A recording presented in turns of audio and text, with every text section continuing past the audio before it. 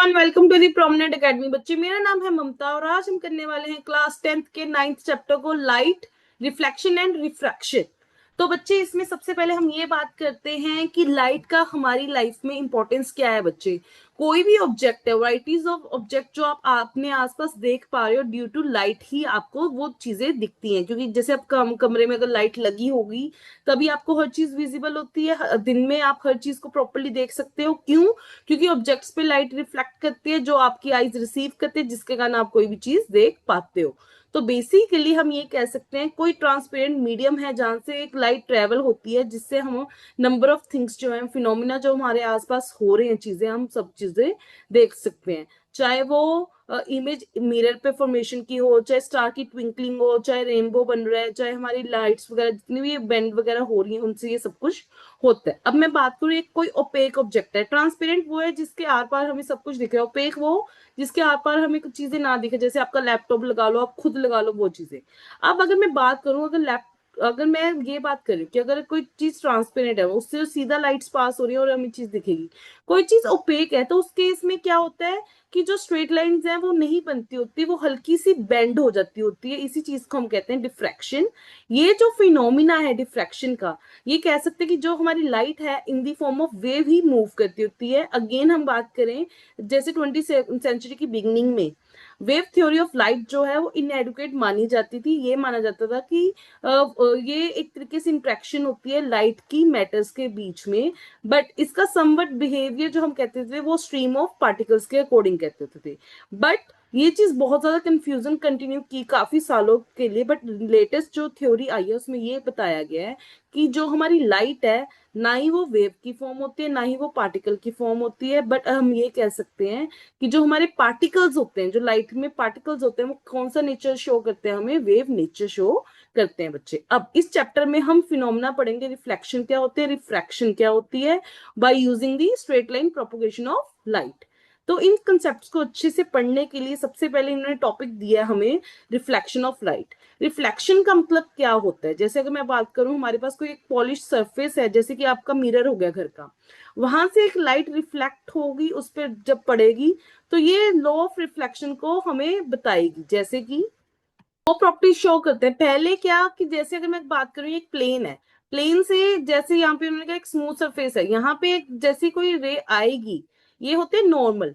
Normal से जैसे ही कोई इंसिडेंट रे आ रही है, यहाँ से ही ऐसे मूव कर जाएगी सेम प्लेन से ही, और इनके बीच में जो एंगल ऑफ इंसिडेंट जो होता है एंगल ऑफ रिफ्रैक्शन के इक्वल होता है। ये पहला पॉइंट है। दूसरा कि ये जो हमारी नॉर्मल है, चाहे आपकी इंसिडेंट रे है, चाहे आपकी रिफ्लेक्टिंग रे है, ये तीनों की तीनों एक सेम प्लेन पे बनती हैं। ये आपका सेकंड लॉ कह रहा है। अब अगर मैं बात करूं, हमें पता है प्लेन मिरर पे हमारी इमेज बनती है, उनका साइज जो होता है वो इक्वल होता है, जितना हमारे ऑब्जेक्ट का होता है वो उतनी दूर बनते हैं जितनी दूर हमारा ऑब्जेक्ट हो। बट जो इमेज होते हैं वो लिटरली इन्वर्टेड होते हैं। बेसिकली आपका left hand side right hand side दिख रहा होता है, right hand side left hand side दिख रहा होता है। अब 9.1 एक्टिविटी में इन्होंने क्या कहा, कहते हैं कि आप स्पून लो, स्पून के आप, हमें पता है कर्व सरफेसेस होते हैं। तो आप बताओ कि इमेज कैसी बनेगी आपकी अगर उसके कर्व सरफेस की तरफ देखोगे। ऐसे इस तरीके से होता है स्पून हमारा, ऐसे है ना। तो इसके जो इस साइड पे इमेज बनेगी वो कैसे बनेगी, हमने ऑब्जर्व करके बताना है, और इसको फिर रिवर्स करना है, मतलब इसको आप ऐसे रख देना है, कर देना। उस टाइम आपको इमेज कैसे दिखेगी आपने वो बताना है। बेटे, जब आप इसको इस तरीके से रखोगे, सीधा रखोगे चम्मच को, तो आपको जो इमेज दिखेगी वो बहुत ही बड़ी दिखेगी। ठीक है, वही जब आप इसको ऐसे उल्टा लगा दोगे तो आपको इमेज छोटी दिखेगी, बट आपको उसका जो कवर एरिया है वो ज्यादा दिखेगा। समझ आई बच्चे बात? तो ये कर्व सरफेस वाले जो शाइनिंग मिरर्स होते हैं, इनको ही हम कहते हैं स्फिरिकल मिरर्स। अब स्फिरिकल मिरर्स की बात करूं तो हमारे पास टू टाइप के मिरर्स होते हैं। यहाँ पे आपको बहुत कुछ कहा है कि चम्मच का जो सीधा वाला पासा होता है उसको कनकेव कहते हैं, जो उल्टा वाला होता है उसको हम कन्वेक्स कहते हैं। मैं आपको इसको लर्न करने का तरीका बताती हूँ। कनकेव, कनकेव में क्या है? केव, क्या है? एक गुफा। गुफा तो ऐसी होगी ना, इसके अंदर तभी एक इंसान जा पाएगा। तो कनकेव ये होगी, और इसी की ऑपोजिट क्या हो जाएगी हमारे पास? कन्वेक्स। अब याद हो जाएगा बच्चे? यही चीज की आपको बस क्रैमिंग यहाँ पे बताई हुई है इन्होंने। हाँ जी बच्चे। तो अब अगर मैं बात करूं, कुछ टर्म्स आपको पता होनी चाहिए, जैसे कि मेरे पास एक ये मिरर है, इसमें से जो ये लाइन पास हो रही है इसको हम कहते हैं प्रिंसिपल एक्सिस। जहां पे ये जो मेरा मिरर है वो इस एक्सिस के साथ इंटरेक्ट करते हैं उसे हम कहते हैं पॉइंट को पी फॉर पोल। फिर अगर मैं बात करूं, ये एक तरीके से एक सर्कल हो गया, कंप्लीट सर्कल। तो एक सर्कल का कुछ रेडियस पॉइंट होता है, वो रेडियस वाले जो पॉइंट होते हैं उसको हम कह देते हैं सेंटर ऑफ कर्वेचर, जो कि आपको यहाँ पे शो किया हुआ है। बच्चे समझ आई बात? और सेंटर ऑफ कर्वेचर से और जो हमारा पोल है इसके बीच में एक मिड पॉइंट होता है जिसे हम कहते हैं फोकल पॉइंट, या फिर इससे जो आपका डिस्टेंस होगा यहां तक का उसे हम कहते हैं फोकल लेंथ। तो मैं ये कह सकती हूँ कि मेरी 2 टाइम्स ऑफ फोकल लेंथ जो है वो मेरी रेडियस ऑफ कर्वेचर के इक्वल है, या फिर सेंटर ऑफ कर्वेचर के इक्वल है। यही चीज यहाँ पे आपको लिखी हुई है बच्चे, समझ आएगा बात? मैं बात करूं 9.2 एक्टिविटी की, इन्होंने कहा, कहते हैं कि आप क्या करो, एक कनकेव मिरर ले लो अपने हैंड में, उसके बाद क्या करो, उसकी जो मिरर है उसको सन की तरफ फेस करते हुए एक पेपर को आगे रख लो। ठीक है, मतलब कि यहाँ पे जैसे सूरज है, यहाँ पे आपके पास क्या पड़ा है, कनकेव मिरर, और यहाँ पे क्या पड़ा है आपके पास, पेपर। यहाँ से रेज आएंगी, सारी कन्वर्ज हो जाएंगी एक जगह पे। तो क्या होगा कुछ टाइम के बाद वो हमने बताना है। आप कुछ के टाइम के बाद देखोगे वहां पे बर्निंग होनी, एक स्मोक प्रोड्यूस होनी शुरू हो जाएंगी। क्यों? क्योंकि जो हमारा कनकेव मिरर होता है बच्चे, इसकी कन्वर्जिंग प्रॉपर्टीज होती हैं, ये एक पॉइंट पे ही सारी रेस को इकट्ठी कर देता है, जिसके कारण जो है हीट प्रोड्यूस होती है बच्चे। वही अगर मैं कन्वेक्स मिरर की बात करूं बच्चे, इसका नेचर जो होता है वो डाइवर्जिंग नेचर होता है। अब यहाँ पे लिखी हुई है कि जो हमारा रेडियस ऑफ कर्वेचर या फिर सेंटर ऑफ कर्वेचर जिसे कहते हैं, वो 2 टाइम्स ऑफ हमारी फोकल लेंथ की इक्वल होता है बच्चे। अब इमेज कैसे फॉर्म होते हैं, क्या नहीं होते, वो इसमें क्या किया हुआ है, थ्री एक्टिविटी में हमें कहा गया है, कहते हैं एक काम करो, एक मिरर ले लो, आप एक शीट ले लो, चौक ले लो, कैंडल ले लो, और क्या करो ना, आगे कोई ऑब्जेक्ट पड़ा है उसको ना बार बार आपने शफल करना है। जैसे कि हमें पता है ये होता है पोल, ये होता है एफ, और ये होता है सी। आपने क्या करना है, कभी ऑब्जेक्ट यहाँ पे रख रहे हो, कभी यहाँ पे रख रहे हो, कभी यहाँ पे रख रहे हो, और अलग अलग ऑब्जर्वेशन क्या क्या आ रही है वो आपने देखनी है। तो ये आपको नेक्स्ट पेज पे टेबुलर फॉर्म में बताया हुआ क्या क्या हो रहा है, और उसको ही हम डिटेल में देखेंगे कि वो इमेज फॉर्म हो कैसे रही है। इसके लिए बस थोड़ी सी पेशेंस रखिए, और बहुत ईजी है। जैसे कि अगर मैं बात करूं तो यहाँ पे हमें टेबल दिया है कि अगर जितना दूर होगा बच्चे, उतनी आपकी जो इमेज होगी वो छोटी बनेगी। जितना वो पास होता जाएगा उतनी आपकी इमेज जो है वो बड़ी होती जाएगी। फाइनली जब वो इस पॉइंट पे आ गया कि फोकस और पोल के बीच में आ चुका है, उस टाइम पे जो आपकी इमेज होगी वो इतनी बड़ी होगी कि वो वर्चुअल भी होगी और रिएक्ट। रियल और वर्चुअल में क्या डिफरेंस होता है बच्चे, पहले तो ये बताओ। आपको ये पता होना चाहिए कि रियल और वर्चुअल में क्या डिफरेंस है।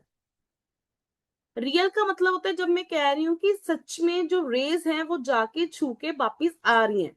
वर्चुअल में क्या होता है कि आपको लगता है कि उस सरफेस से वो इमेज आ रही है, बट वो आगे को अप्रेंटली मूव करते हैं। जैसे कि आपको अगर नीचे इमेज देखो, यहाँ पे रे गई और यहाँ से ही वापिस आ गई, तो ये एक तरीके का रियल इमेज बना रही है। बट यहाँ पे आपको लग रहा है कि वो यहाँ से आगे को जा रही है, बट जा नहीं रही, वो यहाँ से बेंड हो गई है।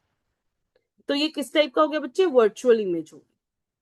और आपको एक चीज बता देती हूँ, जो रियल इमेज बनती है बच्ची ये स्क्रीन पे बनती है। स्क्रीन इन सेंस अगर मैं बात करूं, जब भी आप अपनी प्लेसमेंट हिला दो, आप इधर उधर हो जाओ, फिर भी वो वहां पे बनी रहे इमेज, उन सभी को हम रियल इमेज कहते हैं बच्चे। वही वर्चुअल जो इमेज होती है उसमें अगर आप सामने हो तो तब तो वो इमेज बनेगी, अदरवाइज वो इमेज वहां से वेनिश ऑफ हो जाएगी। ये चीज होती है डिफरेंस, ठीक है। उसके बाद इन्वर्टेड का मतलब क्या है कि आपको उल्टी बनी हुई दिखेगी। इरेक्ट का मतलब क्या होता है कि वो आपको सीधी दिखेगी। तो ये कुछ चीजें आपको पता होनी चाहिए। और इनको कैसे बनाना है, कैसे हमें पता लगेगा, उसके सिर्फ 4 रूल हैं। अगर वो 4 रूल आपने ध्यान से सुन लिए तो आपका कोई भी क्वेश्चन आ जाए बच्चे, सारे के सारे सही जाएंगे। सबसे पहला रूल सबसे पहला रूल है कि आपका एक कनकेव मिरर है, एक आपका कन्वेक्स मिरर है। ठीक है, यहाँ से सेंटर से ये क्या हो रही है, हमारी प्रिंसिपल एक्सिस जा रही है। ये हमारा पोल होता है, ये हमारा फोकस होता है, और ये क्या होता है, हमारा सेंटर ऑफ कर्वेचर। सेम इस साइड से ये हमारा पोल हो जाएगा, ये हमारा फोकस हो जाएगा, और ये क्या हो जाएगा, हमारा सेंटर ऑफ कर्वेचर। बच्चे 4 रूल है। पहला रूल ये है कि जो भी लाइन स्ट्रेट आती है parallel to the principal axis, वो हमेशा फोकस से पास करती है। आपने पहला रूल ये याद रखना है। इवन की कन्वेक्स वाले में भी, एक सारा कनकेव है, ये कन्वेक्स है, मतलब कि यहां से स्ट्रेट जो लाइन आएगी मैंने कहा इसमें जो है अपेरेंटली वो हमें लगेगी टच कर गया, तो यहाँ पे इमेजिनरी ये यहां से जाएगी, बट जो रियल बेस पे है वो बाहर से ऐसे ही निकल जाएगी। फर्स्ट रूल ये है। सेकंड रूल, जो लाइन बच्चे आपकी फोकस से आ रही है, सपोज करो यहां से पास होती यहां पे आ रही है, ये बिल्कुल ऑपोजिट नेचर, जो पैरेलल आ रही है वो फोकस से जाएगी, जो फोकस से आएगी वो पैरेलल जाएगी बच्चे। दोबारा से इसमें भी बता देती हूँ, जो हमें ऐसे लग रहा होगा कि फोकस से जा रही है, सॉरी यहाँ पे फोकस ऐसे, वो ऐसे जाने की जगह यहाँ पे पैरेलल हो जाएगी बच्चे। समझ आई बच्चे बात? ये था सेकंड रूल, ये एक दूसरे के ऑपोजिट है। थर्ड रूल बहुत ही इजी है, दोनों केसेस में सेम होगा। वो क्या कि जो सेंटर ऑफ कर्वेचर से आती है वो वही से ही वापिस हो जाती है दोनों केसेस में। अगर मैं बात करूं यहाँ पे भी सेंटर ऑफ कर्वेचर है, ये मेरा फोकस है, यहाँ पे भी फोकस है, ठीक है। तो अगर मैं कह रही हूँ कि यहाँ से कोई सेंटर ऑफ कर्वेचर से आ रही है, मतलब यहाँ पे इमेजिनरी होगी, आगे तक तो नहीं जा सकती मिरर के, तो वो यहां से ही वापिस हो जाएगी ऐसे। फाइनल रूल क्या है बच्चे? ये रूल कि जो कि हमारे पोल से आ रही है वो पोल से ही डिवर्टेड बैक हो जाती होती है बच्चे। सेम फॉर दिस साइड, जो पोल से आएंगी वो पोल से ही वापिस हो जाएंगी। ये चार रूल अगर आपको समझ आ गए, कनकेव के भी चार के चार और कन्वेक्स के भी, आपकी कोई भी इमेज बन जाएगी। देखो ये चार रूल्स वही आपको बताए हुए हैं कि जो फोकस से आएगा वो पैरेलल से आएगा, जो सेंटर ऑफ कर्वेचर है वही से वापस आएगा, जो पोल से आ रहा है वो वही से ही रिफ्लेक्टिंग रे आएगी। अब अगर मैं एक एक डायग्राम लूं, सपोज करो पहला था, इन्होंने कहा कि जब ऑब्जेक्ट मेरा इन्फिनिटी पे है, इन्फिनिटी पे है, तो इन्होंने कौन कौन सा रूल अपनाया कि एक तो स्ट्रेट लाइन जो जाएगी पैरेलल टू हमारे प्रिंसिपल एक्सिस वो हमेशा फोकस से पास करती है, और दूसरा रूल भी इन्होंने यही लिया कि जो पैरेलल से जाएगी वो फोकस पे पास होगी। कहाँ पे बन रही है ये? हमारी फोकस पे। बच्चे वही रूल जो हमने पीछे चार रूल किए थे कि कोई भी लाइन अगर पैरेलल पे आती है तो वो फोकस पे आती है, सेम ऑब्जेक्ट के साथ भी वही चीज होगी। तो इसमें अगर मैं देखूं एज पर ऑब्जेक्ट जो मेरी इमेज बनी है वो बहुत ही ज्यादा छोटी बनी है, यस, और वो बनेगी इन्वर्टेड एंड रियल। अब अगर मैं कह रही हूं कि अब मेरा ऑब्जेक्ट सी पे है, अगर आपको पीछे याद हो तो मैंने कहा था सी से जो लाइन आती है वो सी से वापस आती है, मतलब जो इमेज बनेगी मतलब वो सेम जगह पे ही बनेगी। तो सेम मैं अगर बात करूं यहाँ पे, इन्होंने क्या किया है बच्चे, यहाँ पे ये मेरा ऑब्जेक्ट है, इसने दो रूल अपना लिए कि एक लाइन जो पैरेलल जा रही है वो फोकस से क्रॉस होगी, दूसरी अगर फोकस से जा रही है वो पैरेलली जाएगी। जहां पे ये दोनों इंटरसेक्ट होके मिलती हैं वहां पे मेरी क्या बन जाएगी? इमेज। अब देखो यहाँ पे मेरा ऑब्जेक्ट इस तरीके से खड़ा था, बट इमेज जो बन रही है वो इन्वर्टेड बन रही है और रियल बनेगी, क्योंकि यहाँ से लाइन रियल में पास होके आई है बच्चे। और देखोगे साइज साइज इनका सेम होता है, मतलब कि जितना आप दूर रहोगे उतना छोटा साइज, बट जैसे ही आप सेंटर ऑफ कर्वेचर तक आओगे सेम साइज हो जाएगा, और इससे आगे जैसे जैसे जाते रहोगे और आपका साइज बड़ा होता जाएगा बच्चे। अब अगर मैं बात करूं अभी भी सी के पीछे है, तो मतलब इस कंडीशन में जो इमेज बनेगी वो मेरी छोटी बनेगी बच्चे। यही चीज आपको यहाँ पे दिया हुआ, मैं आपको एक बार करके दिखा देती हूँ। सपोज करो आपके पास यहाँ पे सी है, एफ है और यहाँ पे पोल है, ठीक है।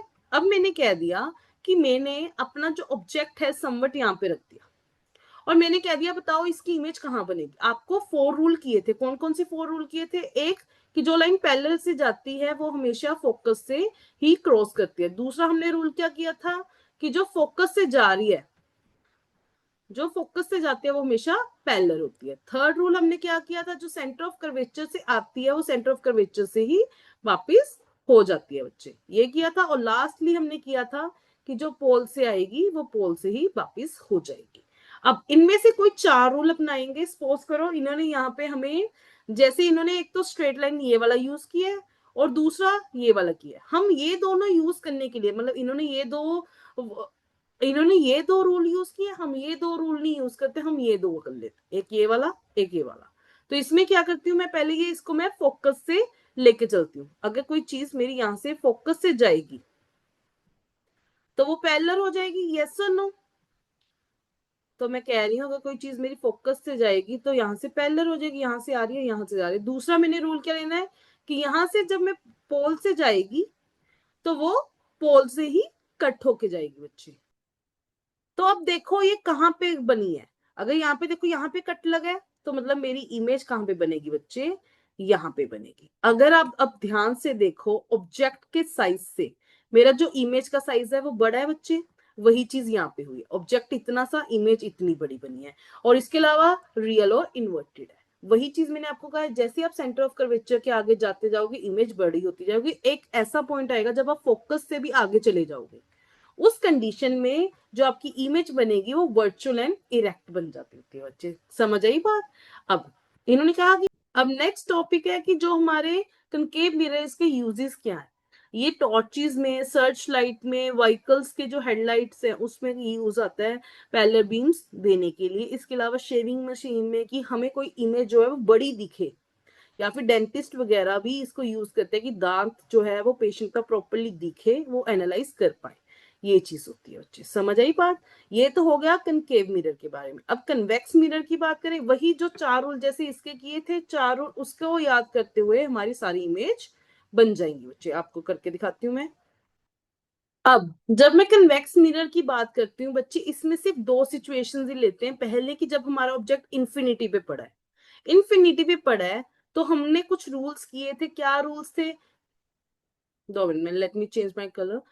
कि क्या रूल थे कि ये हमारा प्रिंसिपल ऑफ, ये हमारा पोल है, यहां से जो आएगी वो यहां से बैक हो जाएगी। एक रूल फिर हमने किया था कि जो स्ट्रेट आ रही है वो यहां से हमें लगेगी कि फोकस के पास जा रही है, बट वो बाहर की तरफ डिवर्ज हो जाएगी, ठीक है। फिर एक हमने रूल किया था कि हमें लगेगा कि वो फोकस पे जा रही है, बट वो फोकस पे जाने की जगह स्ट्रेट हो जाएगी, पैरेलल हो जाएगी हमारे प्रिंसिपल एक्सिस से।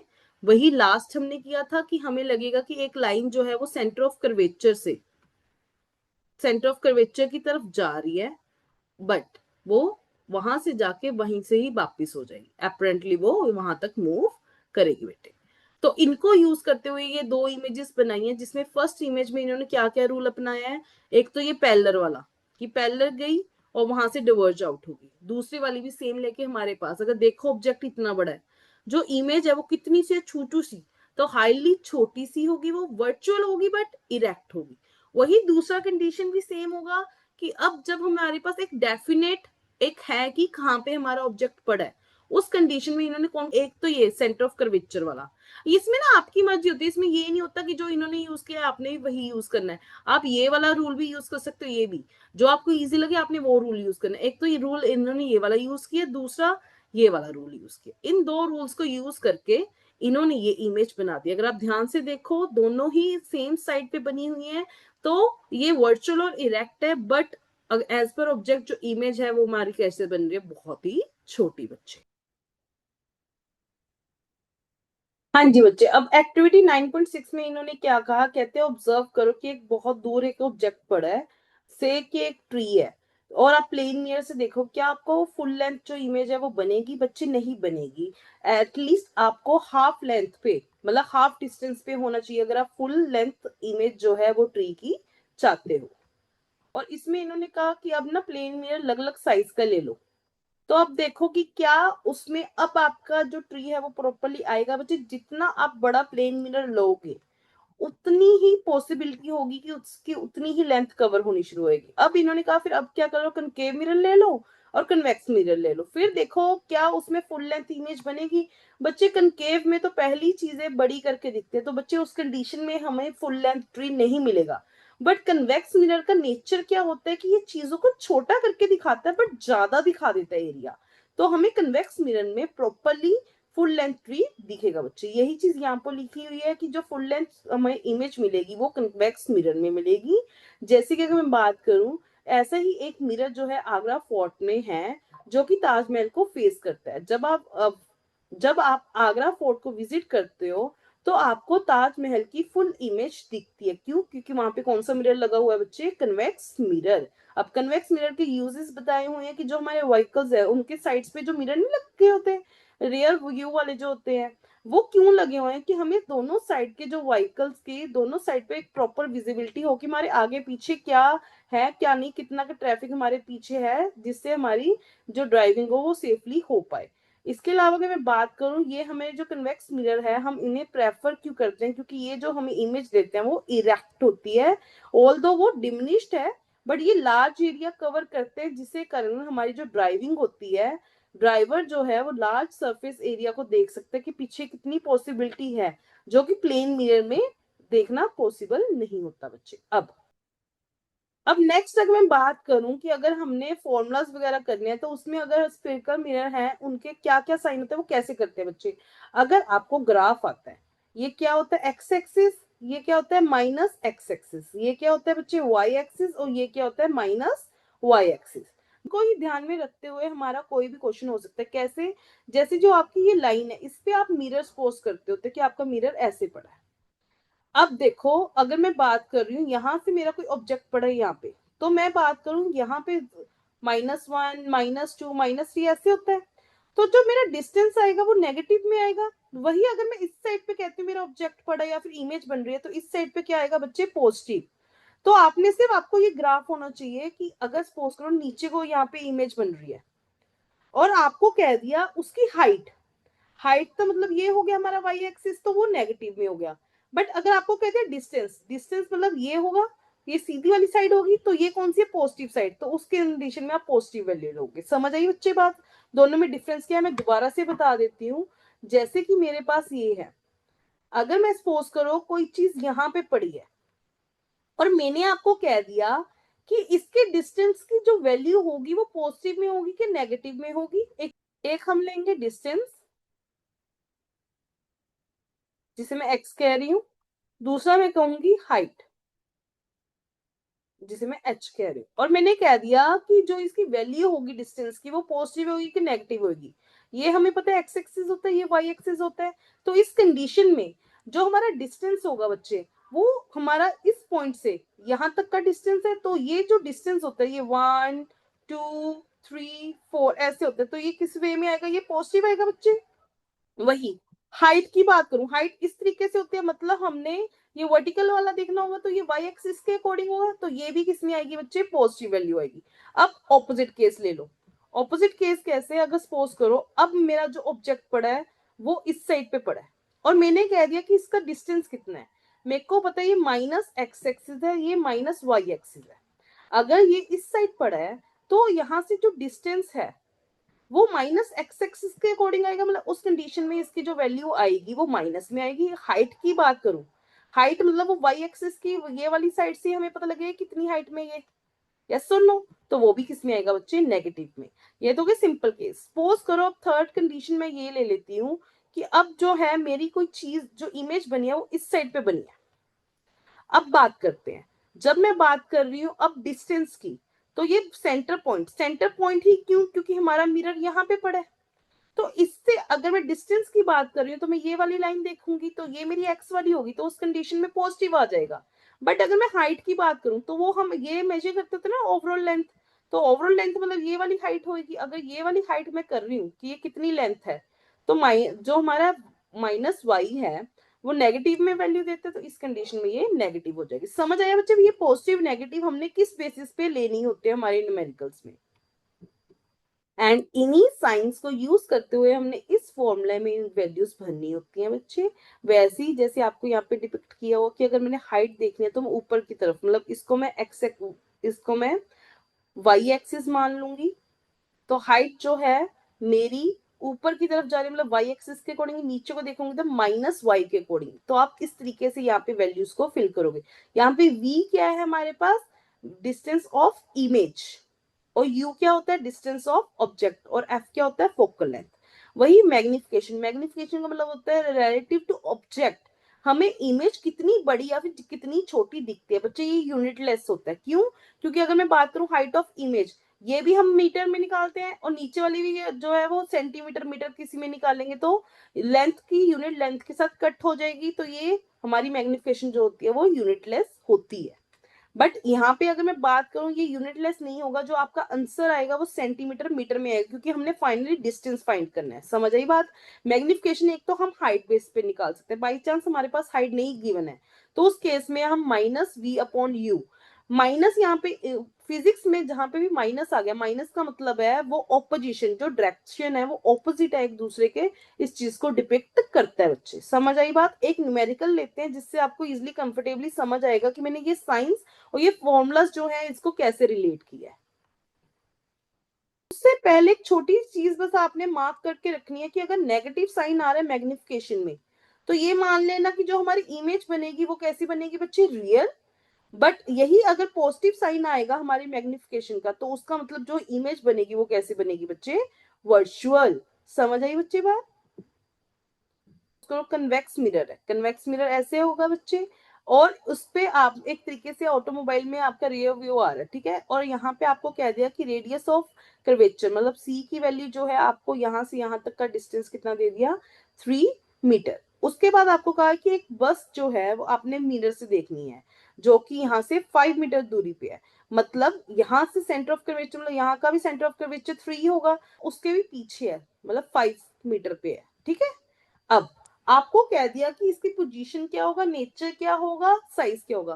पहली बात तो हम कन्वेक्स मिरर कर रहे हैं, तो ये तो हमें पता ही है कि जो इसका इमेज का नेचर होगा वो वर्चुअल और इरेक्ट होगा, ये तो क्लियर है।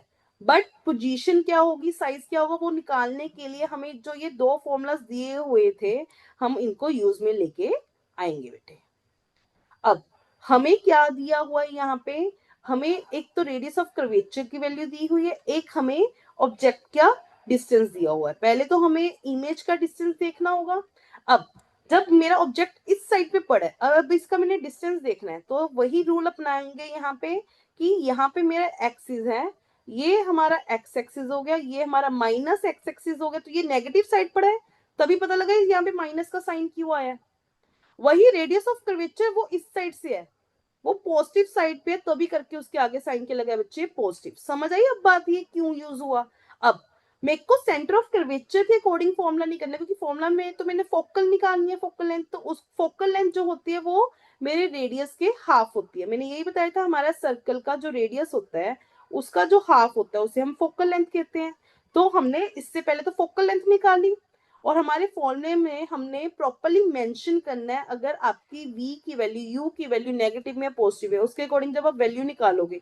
अब हमारा v जो है वो पॉजिटिव में आ रहा है, पॉजिटिव में आ रहा है, तो मतलब अगर ऑब्जेक्ट इस साइड पड़ा है, आपकी इमेज किस साइड बनी होगी बच्चे, इस साइड ही बनी होगी, नहीं है। अब नेक्स्ट स्टेप हमारा क्या होगा कि इसकी जो मैग्निफिकेशन है वो अपने ऑब्जेक्ट से कितनी बड़ी या फिर कितनी छोटी हमारी इमेज बनी होगी, हमने वही देखना है। साइज, साइज के लिए फॉर्मूला लगाएंगे। अब देखो हमें हाइट तो क्वेश्चन में गिवन नहीं थी, बट हमें डिस्टेंस गिवन था, हम डिस्टेंस वाला फॉर्मूला लगाएंगे। हमारे पास v की भी वैल्यू आ चुकी है, हमारे पास u की वैल्यू ऑलरेडी इन्होंने गिवन दी थी, वही इनका पॉजिटिव नेगेटिव साइन भी साथ में जाएगा। देखो माइनस v अपॉन यू की वैल्यू है, माइनस तो लगेगा। अब u जो हमारे, अब हमारे पास जो v था वो किस में था, प्लस 1.15, और जो हमारे पास नीचे u था वो किस में था, माइनस 5.00। अब हमें पता है माइनस के साथ माइनस कैंसिल हो जाता है, बस इसको फाइनली सॉल्व करोगे आपका आंसर क्या आ गया, प्लस 0.23। तो मतलब हमारी जो इमेज होगी, अगर आप कंपैरिजन टू ऑब्जेक्ट देखें तो वो बहुत ही ज्यादा छोटी होगी बच्चे। समझ आई बात? अब नेक्स्ट टॉपिक है रिफ्रैक्शन ऑफ लाइट। अभी हमने किया था रिफ्लेक्शन। रिफ्लेक्शन का मतलब क्या होता है कि एक मेरा प्लेन है, यहां से एक रे आई और यहां से ही वापिस होगी, और यहाँ पे एक नॉर्मल एक्सिस होता है। बट रिफ्रैक्शन का मतलब होता है जब मेरी जो रे है वो एक मीडियम से दूसरे मीडियम में ट्रेवल करती जाए, और यहाँ पे मेरा नॉर्मल इस तरीके से है। समझ आई बात? उसी को ही हम बच्चे इसमें पढ़ेंगे। अब वो कैसे मूव कर रही है डिपेंड करता है कि आपका मीडियम कैसा है। मैं आपको दो कंडीशंस की बात करती हूँ। सपोज करो एक रे आपकी पानी में से रेयर में जा रही है, ये वाटर में से रेयर में जा रही है। दूसरी कंडीशन मैं ले रही हूं कि मेरी रेयर से वाटर में आ रही है। तो एक काम करते हैं, पहले ये नॉर्मल रे तो बना ही लेते हैं दोनों कंडीशंस में, बना ली। अब जब वाटर डेंसर है, यहां से एक रेयर आ रही है, ठीक है, जब ये डेंसर है, भारी है, तो इस ये ज्यादा ट्रेवल तो नहीं कर पाएगा, एकदम से रेयर बिल्कुल खुला मैदान मिल गया, तो ये नॉर्मल की तरफ बेंड होने की जगह अवे फ्रॉम दी नॉर्मल हो जाएगी बच्चे। ये चीज है, मतलब जानी इसने कंसमट यहाँ पे ये बार की तरफ निकल जाती है। वही रेयर वाले मीडियम में क्या हुआ कि ये बड़े अच्छे खुले मैदान से आ रही थी, राम राम से जा रही थी, बट जैसे ही आगे पहुंची, आगे एक डेंसर मीडियम आ गया, तो जाना तो कहीं इसने ऐसे था, बट ये टूवर्ड्स नॉर्मल बेंड हो जाती होती है बच्चे। समझ आई? ये चीजें होती क्या है, फिनोमिना क्या है? अगर मैं बात करूं कि आपको जैसे पॉन्ड्स हो गए या फिर लेक्स वगैरह हो गए, आपको ना वहां पे ऑब्जेक्ट्स थोड़ी सी ऊपर दिखते होते हैं, जो आपके नॉर्मल हाइट होते हैं उससे हो गया। या फिर अगर मैं देखूं एक ग्लास टम्बलर है, वहां से आप पेंसिल वगैरह को देखने की कोशिश करो उसमें इमर्ज करके, तो आपको ना उसकी इमेज थोड़ी सी अलग दिखती है। लेमन वगैरह थोड़ा अपने साइज से बड़ा दिखता होता है नॉर्मल साइज से। तो ये जितनी भी हमें दिखती है, ये एपरेंट डिस्प्लेसमेंट हो रही है, जो रियल होनी थी उससे एपरेंट हो रही है। तो इसी चीज ये सभी फिनोमिना के पीछे क्या है? रिफ्रैक्शन ऑफ लाइट बच्चे, इसी को ही हम इसमें पढ़ेंगे। एक्टिविटीज में डिपिक्ट किया हुआ, जैसे 9.7 एक्टिविटी होगी, 9.8, 9.7 में हमें क्या कहा, कहते हैं एक काम करो, एक कॉइन लो, उसको ना एक बकेट है जिसमें पानी भरा है उसमें रख दो, फिर एक साइड से अपनी आईज से देखो और उसमें से कॉइन निकालने की कोशिश करो।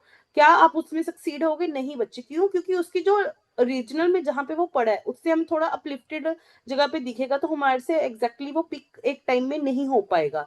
यही आप मल्टीपल टाइम करोगे, मल्टीपल टाइम में ही आप मोस्ट प्रोबेबली उसको निकाल पाओगे। तो बेसिकली ये क्यों हुआ? क्योंकि वहां पे क्या हो रही थी? रिफ्रैक्शन। सेम ऐसे कहते हैं शैलो, एक बाउल ले लो उसमें एक कॉइन डाल दो, उसके बाद क्या करो आप ना, अब उसको थोड़ा थोड़ा बाउल को अपने से दूर लेके जाने की कोशिश करो, उसके बाद आपको क्या है कि कॉइन दिखना बंद हो जाएगा, बट अब उसमें पानी जब आप पोर करोगे तो एकदम से आपको कॉइन जो है वो दिखना शुरू हो जाएगा, उसकी पोजीशन जो है आपको समवट दिखनी शुरू हो जाएगी। ये क्यों हो रहा है? ये दोनों ही चीजें क्यों हो रही हैं? क्योंकि रिफ्लेक्शन हो रही है लाइट की। अब इन्होंने कहा, कहते हैं एक स्ट्रेट लाइन इंक से लगाओ व्हाइट पेपर पे, उसके आपने ग्लास स्लैब रखना है, ग्लास स्लैब की एजेस वगैरह बनानी है, उसके बाद आपने देखना है कि वहां पे लाइन कैसे हो रही है कैसे नहीं, वो हमें reflection through rectangular glass slab हमें डिटेल में समझ आएगा कि ये क्या कह रहे हैं। चलो करते हैं इसको। अब जैसे कि बच्चे इस एक्टिविटी में भी इसी चीज को डिपिक्ट किया, और बेसिकली आपने क्या करना है, एक पेपर लेना है, उस स्लैब की आपने बाउंड्री ड्रॉ करनी है। अब क्या करना है, आपने दो पॉइंट्स लेने हैं, एक ई एक एफ, आपने इनको ड्रॉ कर देना है अपने यहाँ पे पेपर पे। ठीक है, उसके बाद आपने क्या करना है, दूसरे एज से इस साइड से आपने इसको ध्यान से देखना है। जब आप देखोगे जहां पे आपको ये लाइन दिखेंगी, वहां पे आपने दो पिन लगा देने, जैसे एच पॉइंट हो गया, जी पॉइंट हो गया। ठीक है, अब यहाँ से पिन आपने निकाल देने और इन लाइंस को ज्वाइन कर देना है। तो आप क्या देखोगे कि लाइन जानी तो ऐसे थी सीधा, बट वो यहाँ से डाइवर्टेड हुई। क्यों डाइवर्टेड हुई? क्योंकि वो एक मीडियम से दूसरे मीडियम पे जा रही है एज पर उनकी डेंसिटी, जिसके कारण यहाँ पे हल्की सी डिफ्रैक्शन होगी है बच्चे। समझ आई बात? पहला रूल है कि जो हमारे इंसिडेंट रे हो गया, रिफ्लेक्टिंग रे हो गया, नॉर्मल हो गया, ये ट्रांसपीरियड मीडियम में एक मीडियम से दूसरे मीडियम पे जा रहे हैं, जो इनका पॉइंट ऑफ इंसिडेंट है वो तीनों के तीनों एक पॉइंट पे ही लाई करते हैं। दूसरा क्या है कि जो एंगल ऑफ इंसिडेंट है हमारा साइन आई, वो अपॉन साइन आर जो होता है वो हमेशा हमारा क्या होता है, कांस्टेंट होता है। और ये हर लाइट के लिए एक पर्टिकुलर होता है, इसी को ही हम कहते हैं, इसी लॉ को हम कह देते हैं स्नेल्स लॉ। समझ आई बात? अब मैं बात करूं sine I by sine R कह रही हूं मैं, ये आगे म्यू के इक्वल होता है। म्यू क्या होता है बच्चे? Refractive index. रिफ्रैक्टिव इंडेक्स का मतलब होता है उसमें से कितनी ज्यादा डिफ्रैक्शन हो सकती है, या फिर उसमें से कितनी ज्यादा वो चमकदार है चीज। जैसे हम कह देते हैं ना डायमंड, डायमंड दुनिया का सबसे चमकदार चीज है पूरे वर्ल्ड में, तो मतलब इसका रिफ्रैक्टिव इंडेक्स सबसे ज्यादा होगा। इसमें सबसे ज्यादा जो है हमारी रेज पास होती है, सबसे ज्यादा डिफ्रैक्ट हो रही है, ये चीज है बच्चे। जैसे कि अगर मैं बात करूं आगे, आपको ये भी मेंशन किया हुआ है, सपोज करो हम ये भी कह सकते हैं मैं एक मीडियम से दूसरे मीडियम में जा रही हूँ, तो जो मेरी रिफ्रैक्शन है वो speed of light in one medium upon speed of light two medium से हम निकाल सकते हैं। अगर बाई चांस आप एक मीडियम सपोज करो वाटर से ऑयल में लेके जाते, तो आप फॉर्मूला लगा रहे हो हमारा V1/V2, बट अगर आप एयर से लेके जा रहे हो किसी मीडियम में, तो उस टाइम पे हम फॉर्मूला लगाते हैं C/V। सी क्या होता है हमारा? Speed of light in air कितनी है? 3 × 10⁸ बच्चे, अपॉन जो हमारी स्पीड है लाइट की मीडियम में वो आपको गिवन होती है। यही इसी बेस पे हमें ये चार्ट दिया हुआ, जैसे कि यहाँ पे देखो डायमंड की सबसे ज्यादा है, बाकी सभी की यहाँ पे कम है। अगर यहाँ पे भी आप देखो, यहाँ पे आइस से ज्यादा वाटर का रिफ्रैक्टिव इंडेक्स ज्यादा है। और वही इन्होंने नेक्स्ट एक चीज कही है हमें, क्या कही है, कहते अगर आप कैरोसिन का यहाँ पे देखो रिफ्रैक्टिव इंडेक्स वो वाटर से ज्यादा है, रिफ्रैक्टिव इंडेक्स ज्यादा है, मतलब कि वो ऑप्टिकली ज्यादा डेंसर है। बट अगर मैं मास डेंसिटी की बात करूं, मास डेंसिटी जो कैरोसिन की होती है वो कम होती है, ये कम होने के बावजूद भी इसका रिफ्रैक्टिव इंडेक्स वाटर से ज्यादा है बच्चे। तो हम ये कह सकते हैं कि हम मास डेंसिटी से ये कभी नहीं जज कर सकते कि किसी का रिफ्रैक्टिव इंडेक्स ज्यादा होगा कि कम होगा, बट हम उनकी ऑप्टिकल डेंसिटी से मेजर करते होते हैं कि कोई मीडियम कितना ज्यादा रिफ्लेक्ट करेगा, कितना ज्यादा रिफ्लेक्ट नहीं करेगा। तो अगर मैं बात करूं तो एक रियर मीडियम होता है, एक डेंसर मीडियम होता है। अगर मैं उनकी बात कर रही हूँ, तो अगर मैं दो मीडियम को कंपेयर कर रही हूँ, अगर एक्टिव इंडेक्स कंपैरिजन में ज्यादा है, तो इसका मतलब क्या हुआ कि वो ज्यादा डेंसर है दूसरे मीडियम से। समझ आई बच्चे बात? तभी ये जो कैरोसिन है वो ज्यादा डेंसर है वाटर से। और वही दूसरी चीज क्या हो जाएगी, वो रेयर मीडियम होगी। हमारे इन दोनों के केसेस में, कैरोसिन और वाटर के केस में, जो वाटर है वो रेयर मीडियम हो गया और जो कैरोसिन है वो डेंसर मीडियम हो गया। बच्चे समझ आई बात? यही चीज इन्होंने लिखा, कहते हैं जब कोई light rare to denser medium में जाती है वो टूवर्ड्स नॉर्मल में बेंड होते हैं। वही मैंने आपको कहा, खुले मैदान में जा रहा था एकदम से डेंसर में, तो वो कहीं ना कहीं उसको झुकना पड़ जाएगा। और वही जब वो डेंसर से रेयर में जाएगा तो वो एकदम से खुला सांड हो जाएगा, तो वो नॉर्मल से थोड़ा सा अवेक हो जाएगा, उसकी स्पीड जो है वो बढ़ जाएगी बच्चे। नेक्स्ट टॉपिक आ गया हमारा रिफ्रैक्शन ऑफ स्फेरिकल लेंसेज। जो बच्चे अभी हमने मिरर्स की प्रॉपर्टीज की है ना, बिल्कुल इसके ऑपोजिट हो गया। लेंस कैसे बनते हैं, सपोज करो हमारे पास कनकेव मिरर था, कनकेव मिरर ऐसा होता है, ऐसा ही आप क्या करो, एक कनकेव मिरर इसके ऑपोजिट साइड रख दो, तो अगर आप इसको जोड़ दोगे तो ये क्या बन जाएगा, एक कनकेव लेंस, जैसे कि आपको यहाँ पे शो किया हुआ है। वही कन्वेक्स लेंस बनाना है। कन्वेक्स लेंस के लिए हमें पता है कि मिरर ऐसा होता है कन्वेक्स का, इसके साथ ऑपोजिट साइड पे भी एक जोड़ दो तो ये क्या बन जाएगा हमारे पास, कन्वेक्स लेंस। अगर ध्यान से देखो तो कनकेव मिरर की जो प्रॉपर्टी थी वो थी कन्वर्जिंग, बट इस केस में कन्वेक्स लेंस की, मतलब बिल्कुल ही जो आपने अभी कनकेव मिरर की है, मिरर की जो प्रॉपर्टीज की हैं हमने, वो लेंस वाले केस में बिल्कुल ऑपोजिट हो जाएंगी। जैसे कि मैं बात करूं, कनकेव की क्या पढ़ी थी हमने प्रॉपर्टी, क्या होता है वो, कन्वर्जिंग होता है, यही पढ़ा था। इस केस में जो कन्वेक्स लेंस है वो कन्वर्जिंग होगा बच्चे। पॉइंट्स होते होते हैं, अगर मैं बात करूं तो बेसिकली यहाँ पे अब टू सर्कल्स है। टू सर्कल्स कैसे, अगर मैं इसको कंप्लीट करूं, एक सर्कल ये बन गया, एक सर्कल ये बन गया, इस कंडीशन में भी सेम, एक सर्कल ये बनेगा और एक सर्कल ये बनेगा। सेम यहां से भी अगर मैं बात करूं, एक लाइन ड्रॉ ऐसे हो रही है, तो यहाँ पे भी इन्होंने, अब पिछले वाले में हम सी लेते थे सेंटर ऑफ कर्वेचर, इन्होंने लिया यहाँ पे वैल्यू F2, यहाँ पे वैल्यू ली है F2, और इनके मिडल पॉइंट ये होता है O पॉइंट, पीछे वाले में हमने पोल लिया था, इसमें O लेते होते हैं, और यहाँ से O से F2 के बीच में जो मिड पॉइंट होता है उसे हम कहते हैं F1, मतलब उसे हम क्या कहते हैं, F1। समझ आई बच्चे बात? वही इन्होंने यहाँ पे क्या कर दिया, इसको आप F1 और F2 भी लिख सकते हो, और इन्होंने क्या लिख दिया, F1 और दूसरा क्या लिखा है 2F1, मतलब 2 टाइम्स ऑफ F1 ही है ना, यही किया था हमने कि 2 टाइम्स करोगे तो इसके इक्वल हो जाएगा, तो इस तरीके से भी आप इसको लिख सकते हो बच्चे। समझ आई बात? इसमें भी 9.11 में क्या क्या कहते हैं, आप लेंस ले लो, कन्वेक्स लेंस, ये कन्वर्जिंग नेचर का होता है, तो इसमें भी आपने धूप की रोशनी इस पे डालनी है, नीचे एक शीट रखोगे, क्या देखोगे थोड़े टाइम के बाद वो स्मोक बनने शुरू होगी। क्यों?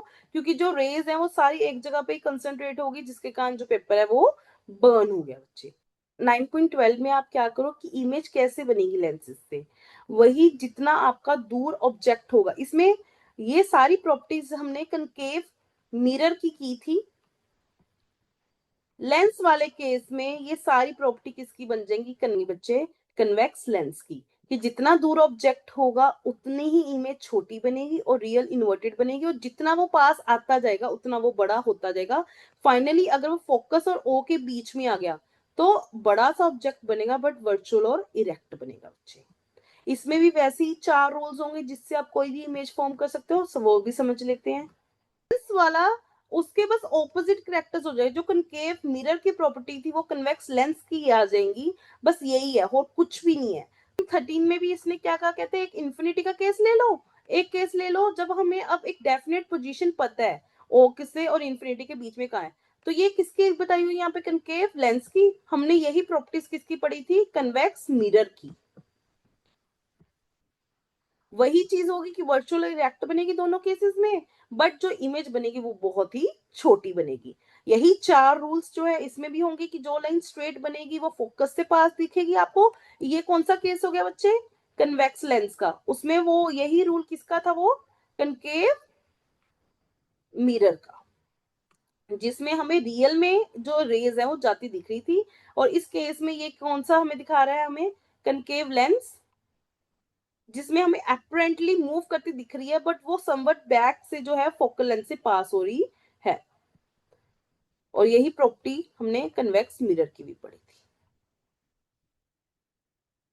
नेक्स्ट रूल देखें कि जो फोकस से पास होगी वो स्ट्रेट जाएगी। हमने पिछले वाले में पढ़ा था कि जो पैरेलल थी वो फोकस से जा रही थी, अब जो फोकस से आ रही है वो पैरेलल जाएगी। दोनों केसेस में वही चीज की हुई है। और जो हमने कहा था कि पोल से, उस कंडीशन में क्या था, हमने जो मिरर वाले में किया था, हमने कहा था सेंटर ऑफ कर्वेचर से जो जाती है वो वहां से आती है। बट इस कंडीशन में हम सेंटर ऑफ कर्वेचर नहीं ले रहे, हम इस कंडीशन में सिर्फ एक कंडीशन ले रहे हैं कि जो ओ से आएगी वो ओ से ही वापिस होगी। ये दोनों कंडीशन में सेम है। इन्हीं इन्हीं 3 रूल्स को, मतलब एक एक पर्टिकुलर लेंस के लिए अगर हम यूज करके इनको यूज में ले आएंगे तो हमारी कोई भी इमेज फॉर्म हो जाएगी। सपोज करो ये वाले हमारी लेती हूँ, अगर आपको एक भी समझ आ गया ना बच्चे, सारे ऑटोमेटिकली बन जाएंगे। जैसे अब इन्होंने कहा कि जो हमारा ऑब्जेक्ट है वो सेंटर ऑफ कर्वेचर के पीछे पड़ा है। हमने यहाँ रूल किए हैं, कौन कौन से 3 रूल किए हैं। पहला रूल किया है कि जो पैरेलल है, इसको आप मिड पॉइंट मान लो, वो जो पैरेलल है वो फोकस से पास होता है। दूसरा हमने रूल किया है कि जो फोकस से जा रही है वो यहाँ से पैरेलल हो जाएगी। और थर्ड रूल हमने किया है कि जो ओ पॉइंट से आ रही है, जो ओ पॉइंट से आ रही है वो वहीं से ही वापिस हो जाएगी। बच्चे यहाँ पे एरोस बनाने जरूरी हैं ये शो करने के लिए कि रेस कहाँ से आके कहाँ पे जा रही है। तो अगर मैं बात करूं यहाँ से इन्होंने कौन से 2 रूल लिए, एक तो ये वाला रूल ले लिया, एक ये वाला, क्योंकि ये सबसे इजी है यूज करने और इनसे इमेज भी बहुत अच्छी बनती है। जैसे जो कि पैरेलल जा रही थी वो आगे फोकस से पास हो रही है, और दूसरी जो ओ से आ रही है वो ओ से वापिस आ रही है, जहां पे इंटरसेक्ट की वहां पे हमारी क्या बन गई, इमेज। अब देखो यहाँ पे ऑब्जेक्ट इस साइड पड़ा था, इमेज नीचे को है। तो अब हमने पढ़ा था कि जब तक वो 2f तक नहीं आती तो इमेज छोटी होती है। जितना आप इस ऑब्जेक्ट को मिरर के सॉरी जितना आप ऑब्जेक्ट को लेंस के पास लेके जाते जाओगे वो इमेज बड़ी होती जाएगी, टिल जब तक यहाँ से आप आगे नहीं जाते। अभी इसके पीछे है तो जो हमारी इमेज बनी है वो स्मॉल बनी है, बट रियल और इन्वर्टेड बनी है बच्चे। अब जैसे ही आप 2f तक आए तो अगर आप देखोगे वहां पे हम c तक पहुंचे थे तो सेम साइज था, बट इन्वर्टेड और हमारा क्या था, रियल था। इसमें भी वही कंडीशन है। जैसे अब आप आगे आए तो आपकी इमेज जो है वो ऑब्जेक्ट के कंपैरेटिवली क्या है, बहुत बड़ी है।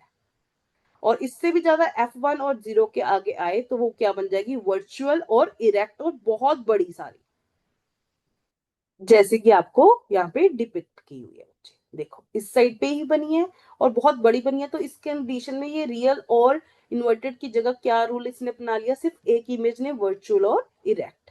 यही आपको नीचे कनकेव मिरर का बता दिया। कनकेव मिरर ने वही 2 कंडीशन ली कि जो इमेज बनेगी वही रे की 2 डायग्राम्स ली, जिससे हमने इमेज बनेगी तो बहुत छोटी, बट वर्चुअल और इरेक्ट बनेगी बच्चे। इसमें भी अब इसमें भी बच्चे जो साइन कन्वेंशन का रूल है वो सेम ही रहेगा कि सपोज करो यहाँ पे आपका ये पड़ा है एक लेंस, इसको आप सेंटर लाइन मान लोगे, ये यहाँ से एक लाइन क्रॉस हो रही है। अगर बच्चों सबसे पहले अगर आपको ये बनाना आता है तो ही आपको न्यूमेरिकल कर पाओगे। क्यों, क्योंकि एक तो उससे आपको आइडिया हो जाएगा कि अगर मैं इस टाइप का यहाँ पे लेंस ले रही हूँ तो मेरे को इस कंडीशन में पहले ही पता है कि ये रियल सॉरी ये वर्चुअल और इरेक्ट इमेज बनाता है। तो उसी से मेरे को पता लग जाएगा कि जो मेरा ऑब्जेक्ट पड़ा होगा वो किस साइड पे पड़ा होगा, जैसे आपको यहाँ पे शो किया हुआ है। अगर मैं बात करूं इस डायग्राम में ही, इसको ही मैं एक्सिस ले रही हूँ, डार्क पेन यूज करो, इसको ही मैं एक्सेस ले रही हूँ और यहाँ से मेरी ये मूवमेंट हो रही है, ठीक है। अब मेरा जो ऑब्जेक्ट पड़ा था वो भी इस साइड पे पड़ा था, तो उसका डिस्टेंस भी नेगेटिव में लेंगे, और जो मेरी इमेज आई है वो भी नेगेटिव में ही है, तो मतलब ऑब्जेक्ट और इमेज दोनों का जो डिस्टेंस है, v और u की वैल्यू जो है आपको क्वेश्चन में गिवन नहीं होगी माइनस में, वो आपको एज पर डायग्राम अपने आप देखना होगा कि उनकी वैल्यू नेगेटिव में आएगी। बच्चे समझ आई बात?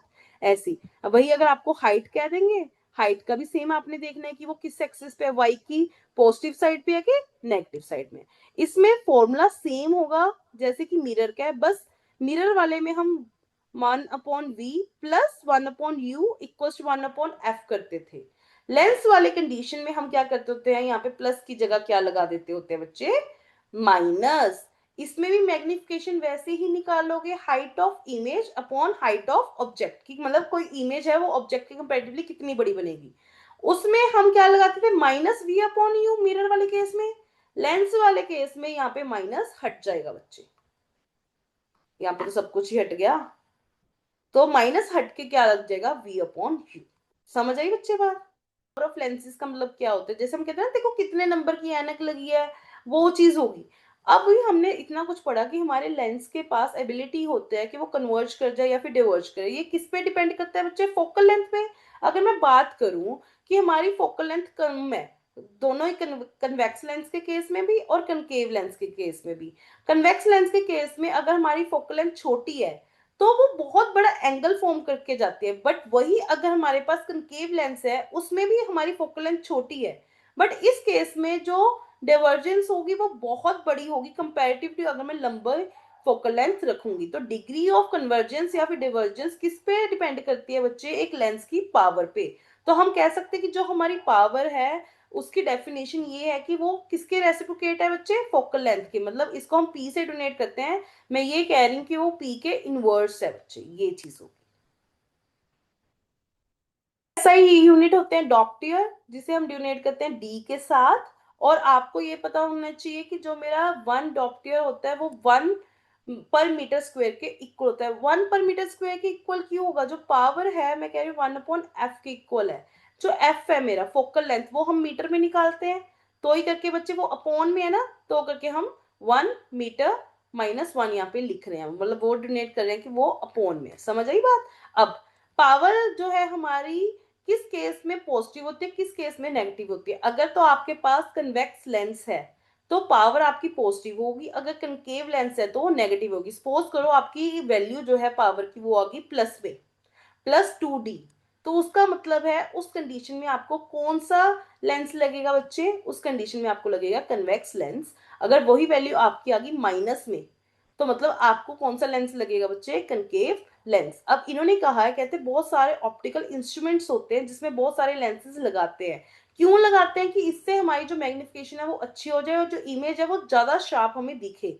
तो बेसिकली हम इंडिविजुअली इसमें अलजेब्रिक सम करते होते हैं सभी की पावर्स का, और जो ये हम यूज करते होते हैं इंस्टेड ऑफ फोकल लेंथ, इससे हमारा जो है जो लेंसेज है वो ज्यादा कन्वीनियंटली हम यूज कर सकते हैं। इवन की जब हमारे आई की टेस्टिंग होती है उस कंडीशन में भी हमें different combination of corrective lens दिखाए जाते हैं, उसमें हमें पता लगता होता है कि कौन सा हमारे लिए आई टेस्टिंग में कौन सा फ्रेम और कौन सी हमारी जो है इमेज अच्छे से हमें दिख रही है बच्चे। अब मैं बात करूं, अगर पास करो आपके पास दो लेंसेज है, उसकी इतनी इतनी पावर है, वो किसके इक्वलेंट होगी, कि सिंगल एक में लेंस ले लो वो इतनी पावर के है ना।